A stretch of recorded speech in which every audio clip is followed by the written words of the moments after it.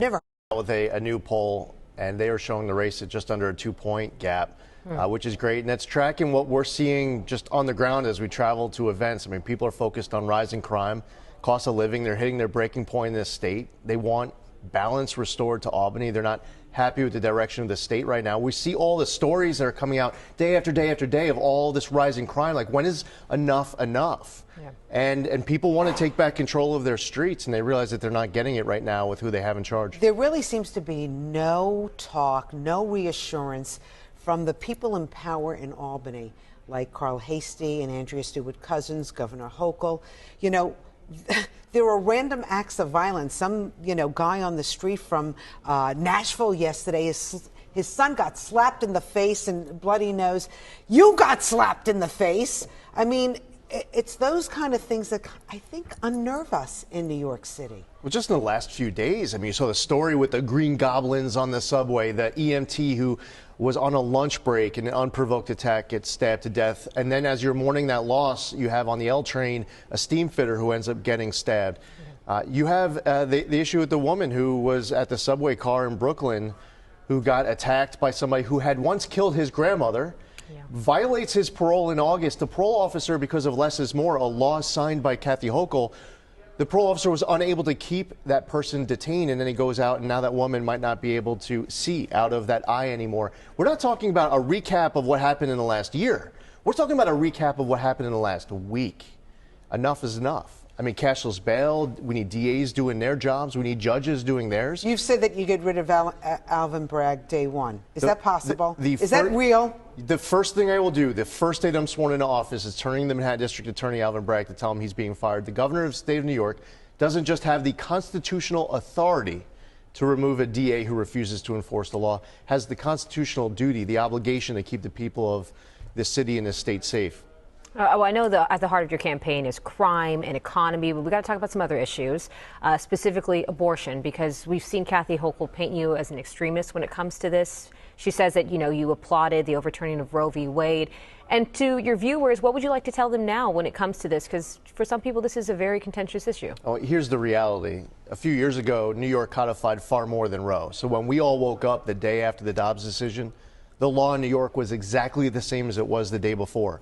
And I'm not going to change that law. Mm-hmm. But that doesn't work if you're running against me and you're trying to fix an enthusiasm gap. People who are planning to vote for us are more enthusiastic about it than people who plan on voting for her.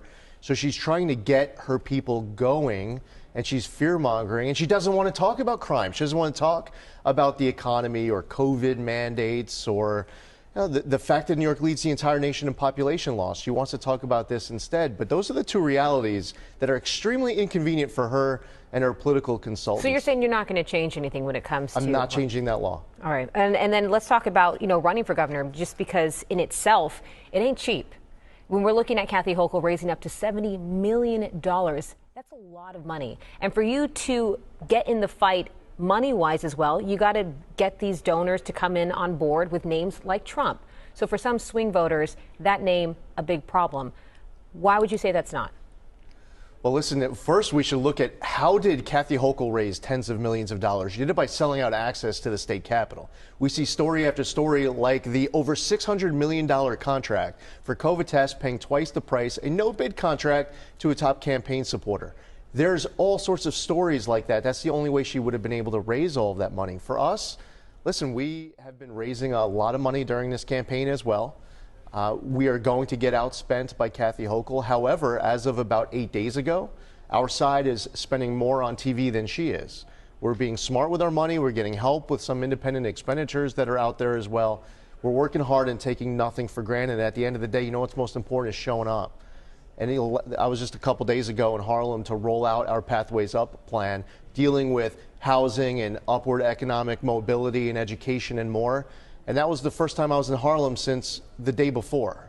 I'm going to all of these communities throughout the city a lot, day after day after day. And we're going to keep working hard to earn support, and we're going to keep working hard to earn keeping that support. Most importantly, showing up. We also believe that we're right on the issues. Well, let's talk about the migrant situation, because obviously that's a problem. It's stretching our shelter system, about to break. You saw that they were putting up a tent city in Orchard Beach. They moved it now possibly to Astoria. City Council not happy about that. So, or Long Island City. Where do you stand on that? And what do we do about this situation where we can't even house the people who are working poor in our city? There's no good fix that has the federal government sticking with the status quo. You have to secure our borders. In my opinion, we should finish construction of the border wall. We should end catch and release. We should enforce the Remain in Mexico policy. We should support our Customs and Border Patrol agents. We should not be incentivizing and rewarding illegal entry. If Mayor Adams had a great day, he did everything in his power miraculously, it's still not going to fix it because you have to deal with this situation at our southern border. That's a real issue. We need leadership from the Biden administration. I know the mayor keeps talking about these busloads coming in from Texas, but the mayor in Orange County, he's saying that they're still bringing in these secret migrant flights overnight with he doesn't even know who they are, where they are. Nobody's told him.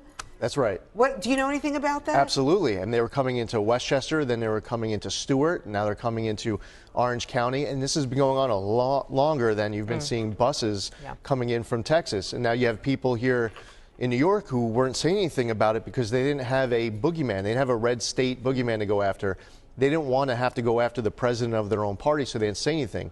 New Yorkers want to know who's coming, where are they coming from, where are they going? They want transparency. Right now, they aren't getting it. But yeah, people have been coming in more than just some of the buses that we've been seeing in the Port Authority. These flights have been coming in a lot longer, a lot bigger for a while. A lot of people aren't saying anything. Before you go, let's talk a little bit about congestion pricing. How would you fix the mismanagement at the MTA? Because I think that's what a lot of people like. Listen, we know the MTA needs money. Governor Murphy in Jersey not happy about what's going on, right, with congestion pricing. How would you fix it? Because we know the MTA needs it to survive. Well, right. I mean, so the MTA chairman would go. We need a new MTA chairman. We need someone who's not a political hack, but someone who's actually focused on making the MTA operate efficiently. Congestion pricing is something that is hitting people economically in a way that they can little afford. People already hitting their breaking points. It's getting worse. I would do everything in my power to stop congestion pricing. Ironically, congestion pricing is going to result in more